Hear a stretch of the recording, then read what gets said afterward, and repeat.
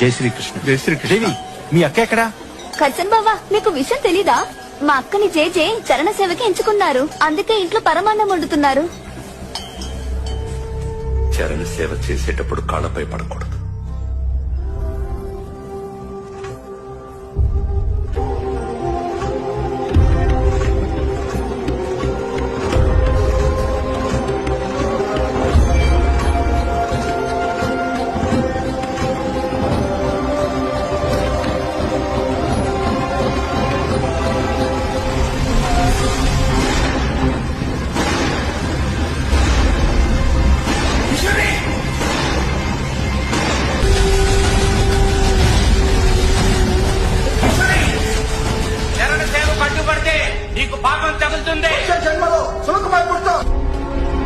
చరణ సేవ అన్న పేరుతో నువ్వు ఇక్కడ ఏం చేస్తున్నావు కిషోరి?